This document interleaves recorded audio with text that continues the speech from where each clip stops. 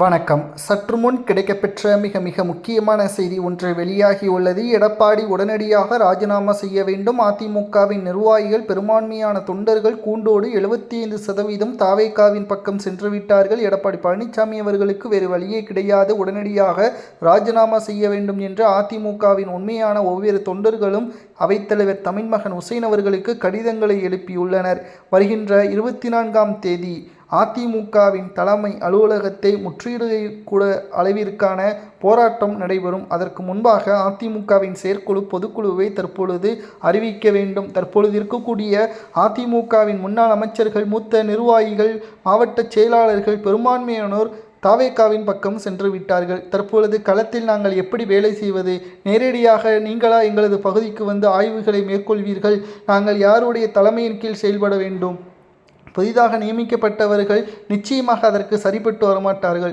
அதிமுகவில் பல வருடங்கள் களப்பணிகளை மேற்கொண்ட விஜயபாஸ்கர் ஒட்டுமொத்தமான தாவேகாவின் பக்கம் சென்று விட்டார்கள். தற்பொழுது அதிமுகவில் இருக்கக்கூடிய நிலைமையை பார்க்கும் பொழுது மிகவும் மோசமான நிலைமையே தற்பொழுது எங்களது கண்கள் முன்னால் வந்து செல்கிறது.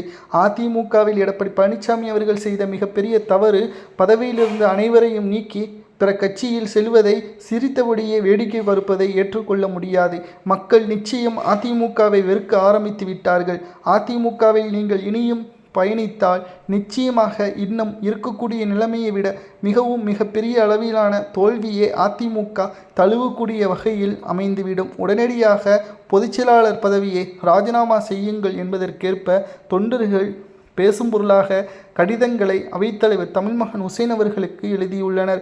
எடப்பாடி பழனிசாமி அவர்கள் எடுக்கக்கூடிய முடிவுகள் மிகவும் சிறப்பானதாக இருக்க வேண்டும். இல்லை என்றால் நிச்சயம் வருகின்ற இடைத்தேர்தலாக இருக்கட்டும், உள்ளாட்சி தேர்தலாக இருக்கட்டும், அனைத்திலும் அதிமுக தோல்வியை மட்டும்தான் பெறும் என்பதையும் தற்பொழுது நிர்வாகிகள் கூறும் அளவிற்கு அரசியல் களம் முற்றிலுமாக மாறிவிட்டது.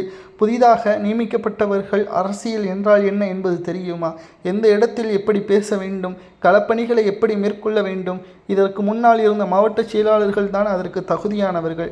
இப்பொழுது இவர்களுக்கு கீழ் எங்களால் வேலை செய்ய முடியாது என்று கூச்சலிடக்கூடிய வகையில் தொண்டர்கள் பல்வேறு கிராமங்களிலும் அதிமுகவின் அலுவலகங்களை மூடிவிட்டார்கள். எடப்பாடி பழனிசாமி அவர்களது தலைமை சரியில்லை என்பதை நாங்கள் பலமுறை கூறிவிட்டோம். தற்பொழுது அதிமுகவை முற்றுகையிடுவதற்கான தேதியையும் நாங்கள் குறித்துவிட்டோம். எடப்பாடி எடுக்கக்கூடிய முடிவுகள் தான் இறுதியானது. வெற்றி வாய்ப்பை நாம் தொடர்ச்சியாக இழந்துவிட்டோம். வரக்கூடிய இடைத்தேர்தலும் சரி, உள்ளாட்சி தேர்தலும் சரி, தோல்வி அடையக்கூடாது.